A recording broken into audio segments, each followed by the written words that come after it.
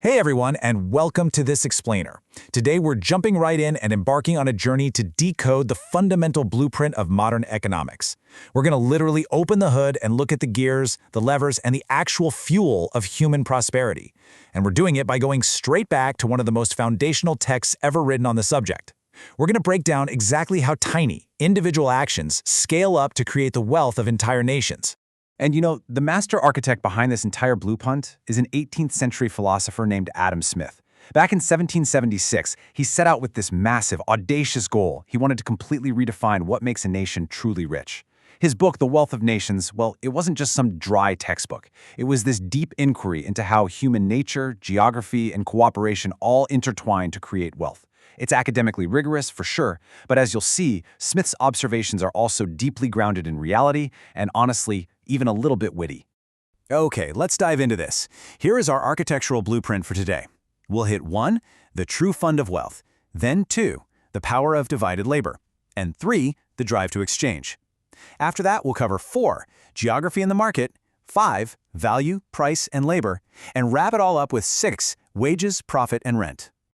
All right, starting off with our first pillar, Section 1, the true fund of wealth, redefining prosperity beyond hoarded gold.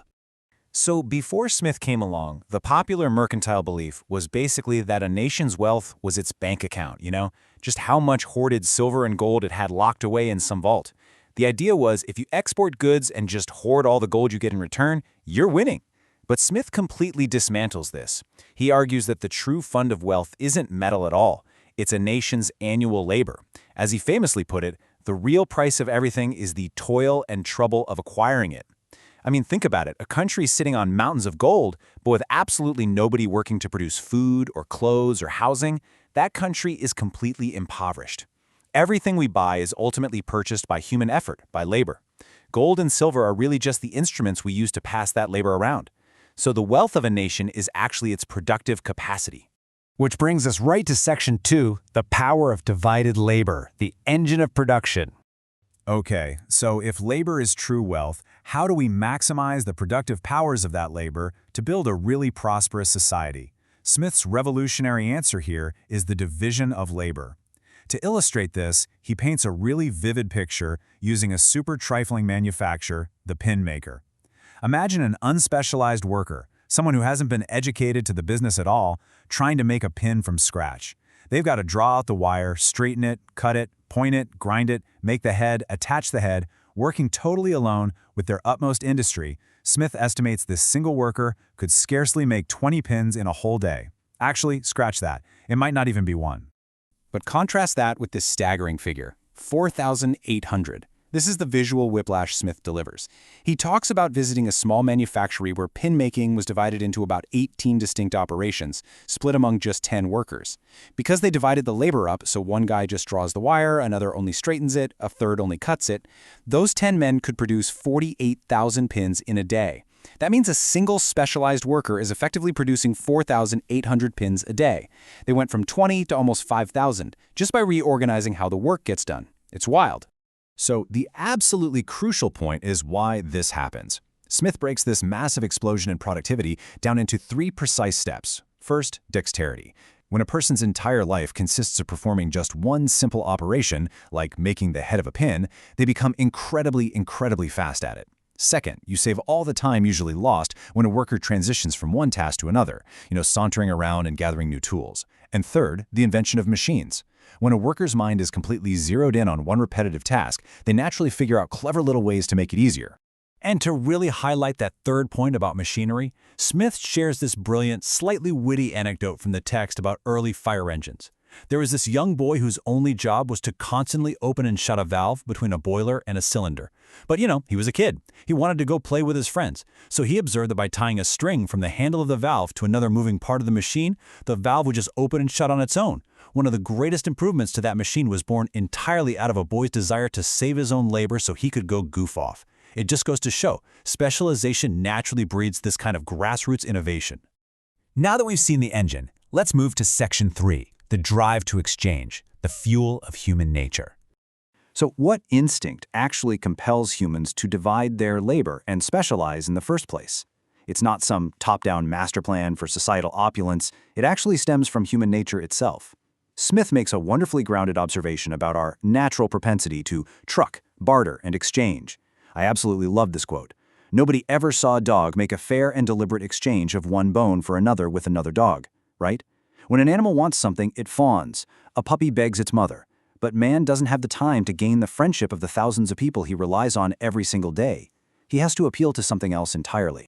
Which leads us to what is arguably the most iconic quote in all of economics. It is not from the benevolence of the butcher, the brewer, or the baker that we expect our dinner, but from the regard to their own interest. We address ourselves not to their humanity, but to their self-love. It's just a beautifully realistic view of the world. The butcher doesn't cut meat for you because he's running a charity, right? He does it because he wants to earn a living so he can go buy clothes from the tailor, who makes clothes so he can go buy bread from the baker. Self-interest is this incredibly reliable fuel that keeps the entire system humming along.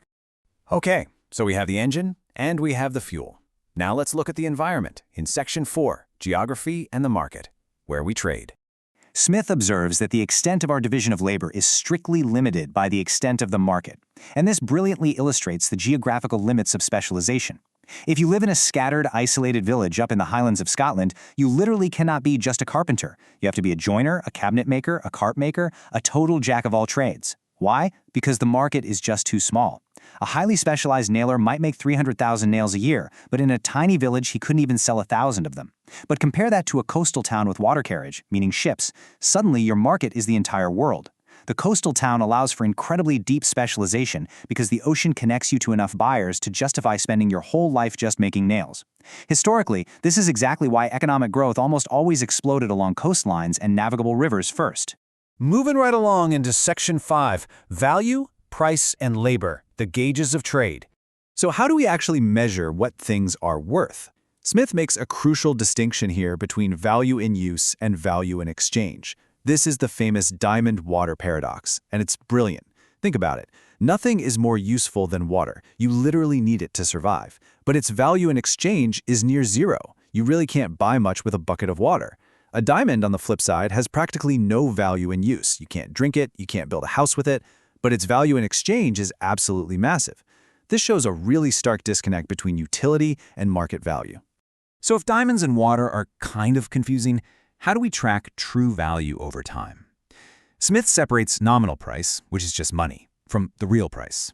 Money fluctuates. In the 16th century, when silver poured into Europe from the newly discovered Americas, the nominal price of silver dropped massively because, well, it was suddenly everywhere. But the real price, the actual human toil and trouble required to grow corn or build a chair, that remains the true constant standard.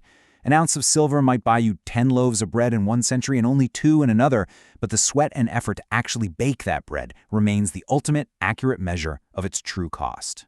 Now, let's zoom back out to the macroeconomic level for our final pillar, Section 6, Wages, Profit, and Rent, the output of the machine.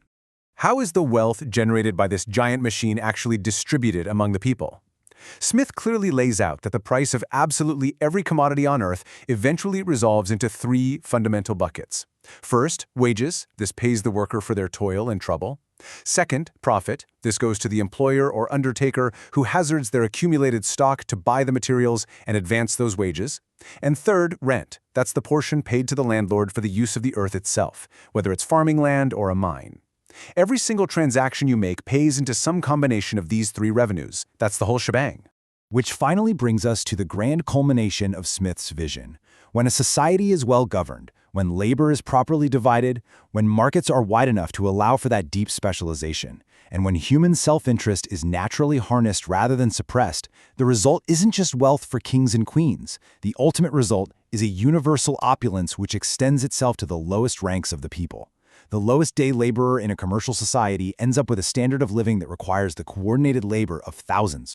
So I'm going to leave you with this final thought to ponder. Look at your own life right now, the screen you're watching this on, the clothes on your back, the lunch you ate today. Think about the miner who dug out the rare earth metals, the sailor who shipped the cargo, the farmer who grew the wheat, the thousands of hands you will never, ever meet.